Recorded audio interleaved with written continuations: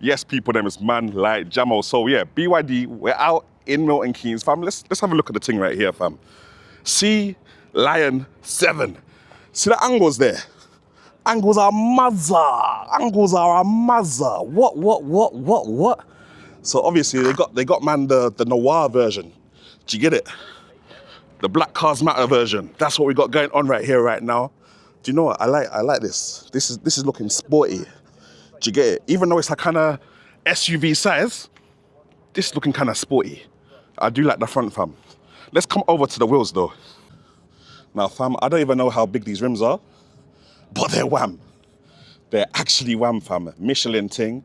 It must be 20 inches or something, fam. I love that little disc brake in there, the red thing there. Wavy. But yeah, it's given like a bloated seal, fam. Not in a bad way either. Like a BYD seal, but thick. Do you get it? Now at the back. Yeah. I like this. Fam. This looks good. This actually looks good, fam.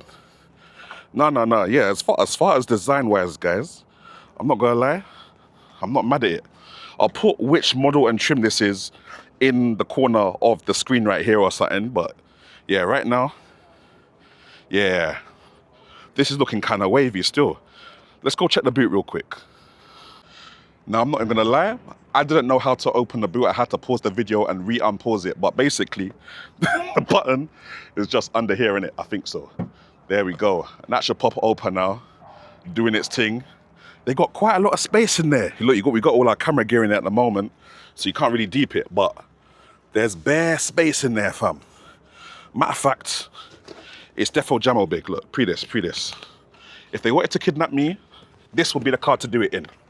Plenty of space to put me in. I'll be relaxing while being kidnapped. But just before we go look at the front, obviously you've got the power port here. I don't know why it's not opening. There we go. We got it open now. Guys can see inside there. You can obviously open this to get the super fast charging thing going on. You got the little thing there, little charging indicator. On the right hand side, on the driver's side here, I don't think we got one on the left hand side. No, we don't. We don't have one on the left hand side, but it's all good. It just means that we have to angle up the car to charge on the right. All right, now let me go pop the trunk. Do we pop the trunk from here? How do we pop the trunk on this? I don't even know how to pop the trunk. All right, we're running out of time and I can't figure out how to get into the trunk, but what we're gonna do right now is have a little inside test. See how, yeah. Okay. Yeah, this feels all right. This feels, do you know what? Just touching everything, that feels like a nice high quality. This is like a soft material here. This is also a soft material. Steering wheel feels nice. I like this center console bit, which I'm gonna go into with you guys in a second. This all feels pretty good. No, I like this, fam. But let's go in the back and see how that feels as well. Right, now, obviously, we got the back seat configured to how man sits, innit? And if I get in there, okay. Do you know what? It's not too bad. I feel like this seat is a bit too far forward. Can I move it backwards a bit? Right, now if I lift up this, I should be able to push the seat back a bit further. Yeah, there we go. Okay, so now, yeah, now man is relaxing. Now man is relaxing. Yeah. Little handle up here, little light here. Where you got little door bins down there kind of thing. Little door bins to put your drinks in. You've got the audio system there. Got little pockets here as well. Little fan and stuff like that. And there's a good view of the cockpit and the passenger sides. Yeah, man, looks decent. Now, annoyingly, because we were in so much of a rush and BYD literally told us they were only going to give us 20 minutes hands-on time with the car, I forgot to even press record for this segment of the video. So I've missed the 0 to 60 launch for you guys. I've missed the little turn in the road, which had a wicked turn circle, definitely better than the Ioniq 5. And I've missed me actually talking to you guys, you know, to the camera, about how the ride felt. But just to give you a quick little synopsis, fam, this thing felt really fun to drive, fam. That 0 to 60 in 4 seconds felt ridiculous. And that's not even just from standstill, fam. I'm talking even the 30 to 60 still felt like it had a lot of oomph. And you definitely need that if you're trying to overtake on the motorway, fam. I feel like the power underneath the hood here for this dual motor version, definitely wicked. Brakes felt responsive as well. Turning felt heavy when you needed it to be, and light when obviously you're doing your little city maneuvers kind of thing. Very pleased with the balancing on that steering wheel and all that kind of stuff. And just general ride comfortability, fam. Like the suspension, all that kind of stuff felt really good. It didn't feel as bouncy as the Ioniq 5. I feel like the Ioniq 5 bounces you a little too much, whereas this one kind of just cushions you. And I feel like I'd rather be cushioned than bounced around in my car with the suspension. But I guess everybody has their own preferences. Looks decent. Not mad at the space in here, considering the fact that the car seat is so far backwards. Nice bit of space. Might be a bit cramped with 3 in the back, including me, but right now with 2 in the back, we're relaxing. All right, guys, just a little close-up of the cockpit for you guys right here. You got the little instrument cluster behind the wheel.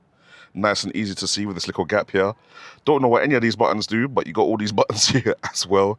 It looks like this is the cruise control, little gap button there, telephone buttons and stuff like that. I don't know where the media controls are.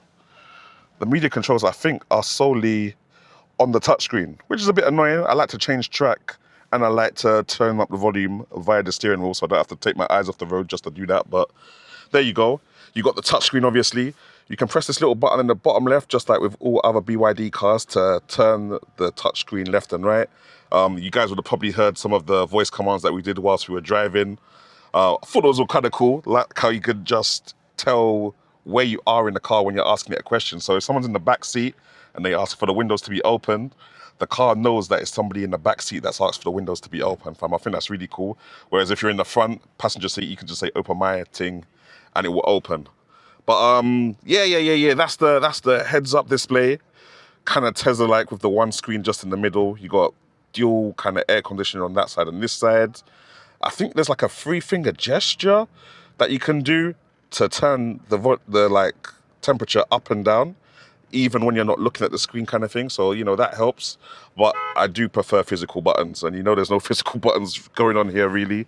Drive selectors down here. You got your little hazard lights, which is like it's like a proper button. You got all that other stuff going on. You also have car camera stuff. I'm wondering how to get to it without actually having to have the car on. But basically, like when you're reversing the car and doing all that, you've got all that camera stuff going on here and it looks really cool. But yeah, apart from that, guys, decent drive, man. Decent drive. Anyway, people, then it's just a quick, super duper rushed first impressions of the BYD SEALION 7. Apologies, I couldn't spend more time with it and give you a bit more in-depth information about the car. But in terms of range, you know, being up to 300 miles, I like that. 0 to 60 in 4 seconds, we like that as well. Comfortable to drive, you got the front there, lots of actual internal space in the car, in the cockpit, in the back seats, which with these kind of mini to medium SUVs, sometimes they're big on the outside and they're quite cramped on the inside, especially for us bigger drivers. So you'll be pleased to know that there is actually quite a lot of space here, even for us 5'7" people. But yeah, no, apart from that, man, definitely a decent car. Under 60k, I think that's quite competitive. I would have loved to see under 40k, but with the tech that you're getting, the mandatory 360 cameras, the voice activation kind of stuff, sunroof and all that kind of stuff there as well, yeah, I definitely feel like you're getting some bang for your buck. But let me know what you guys think in the comment section below, and make sure you like and follow for more content like this.